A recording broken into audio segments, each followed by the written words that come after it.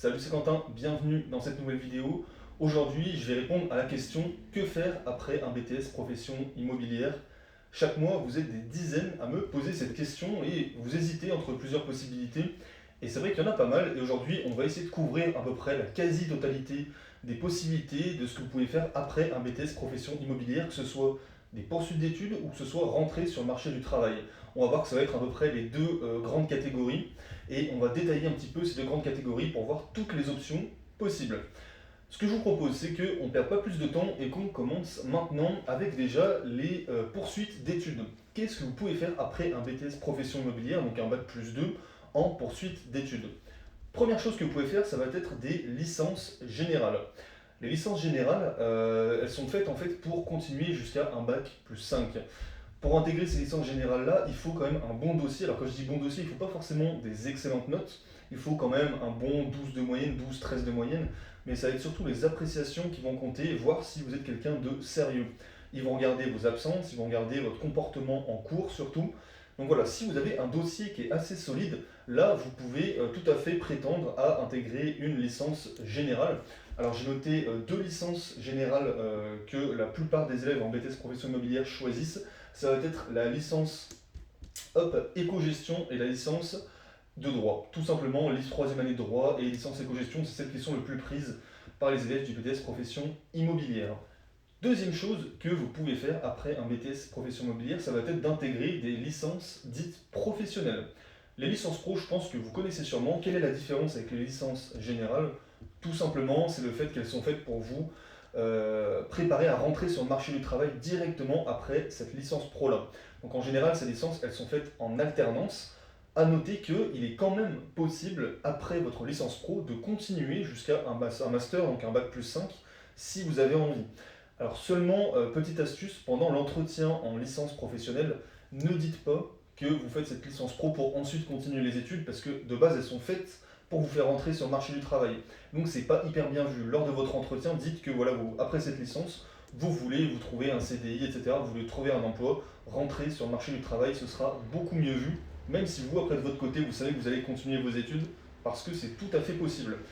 Donc licence professionnelle, pareil, j'en ai noté un bon panel. Il y a licence métier de l'immobilier, droit gestion, copropriété et syndic, gestion administration des biens immobiliers, transactions et commercialisation, droit de l'immobilier. Il y a vraiment plein de licences professionnelles qui sont adaptées à ceux qui sortent d'un BTS profession immobilière. Il y a plein de choses qui sont assez intéressantes. Je vous laisserai regarder après, vous tapez licence pro BTS Pays sur Google, vous aurez toutes les listes. Et là, vous pourrez vous informer sur ce qui vous intéresse ou non. Et enfin, hop, troisième possibilité, alors ça va être en fait ce qu'on appelle des parcours parallèles en fait. Vous allez passer des concours parallèles pour rejoindre un autre cursus. Vous pouvez rejoindre une école de notariat. Je sais qu'en BTS profession immobilière, il y en a quelques-uns qui sont intéressés par le notariat. Et aussi, ce qui est assez intéressant, vous pouvez faire un concours passerelle pour entrer en école de commerce et rejoindre ce qu'on appelle un parcours en grandes écoles, donc un bac plus 5 directement, via un concours passerelle. Personnellement, moi, c'est ce que j'ai fait après mon BTS. J'ai fait un concours passerelle et ça regroupait un concours avec. Il y avait 13 écoles de commerce, c'est ça. Et voilà, après, selon le classement, vous êtes admissible dans telle ou telle école. Dedans, il y a l'EM Grenoble, le Montpellier Business School, etc., etc. Et ça vous permet de rejoindre directement une grande école de commerce et d'aller jusqu'en bac plus 5. Donc c'est assez intéressant. Voilà, je sais qu'il n'y a pas énormément d'élèves qui sont intéressés par ça, mais ceux qui ont vraiment assez d'ambition et qui sont prêts à passer le concours, parce que c'est un concours qui est assez difficile tout de même, il faut le préparer, et bien écoutez, c'est tout à fait possible après un BTS profession immobilière. Et après un BTS PI, eh bien, il y en a qui veulent directement rentrer sur le marché du travail. Ils veulent s'insérer dans la vie active, ils en ont marre des études, et voilà, ils veulent travailler, toucher leur premier salaire, ce qui est tout à fait compréhensible. Et ce qui est pas mal avec le BTS PI, c'est que vraiment c'est assez focalisé sur tous les métiers autour de l'immobilier, ça vous l'aurez bien compris. Et l'avantage, c'est que l'immobilier, c'est un marché, c'est un secteur qui est très très très solide. Pourquoi? Parce que l'immobilier, si l'immobilier s'effondre, tout s'effondre. Tout simplement. Donc voilà, vous aurez toujours des métiers dans le secteur de l'immobilier. Ça, c'est un gros gros avantage de ce BTS-là. Je vous ai noté quelques métiers les plus connus après un BTS profession immobilière qui sont accessibles juste après en CDI. Vous avez administrateur de biens immobiliers, vous avez agent immobilier tout simplement, négociateur en biens immobiliers, syndic de copro, vous pouvez faire technicien immobilier également. Voilà, vous avez plein de métiers, c'est assez vaste mine de rien parce qu'il y a plein de métiers qui couvrent ce secteur-là. Par exemple, Étienne, après son BTSPI, lui, il a fait administrateur de biens immobiliers, c'est-à-dire qu'il s'occupe de la gestion des biens d'une grosse agence sur le secteur Rhône-Alpes. Donc voilà, lui, il est hyper heureux, je pense qu'il interviendra bientôt sur la chaîne pour vous expliquer un petit peu son parcours parce qu'il est mine de rien assez intéressant. Donc voilà, vous avez une idée globale de quoi faire après un BTS profession immobilière.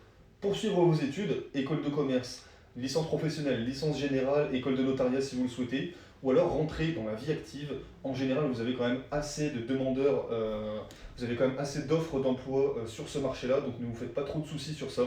Et après, eh bien, écoutez, avec l'expérience, vous pouvez tout à fait évoluer à des postes bien plus élevés, jusqu'à par exemple gestionnaire d'agence immobilière.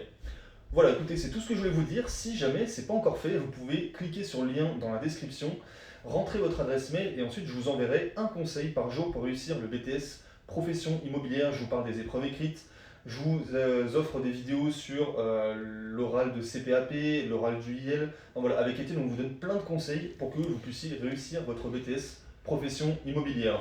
Donc je vous dis à tout de suite de l'autre côté. Ciao ciao.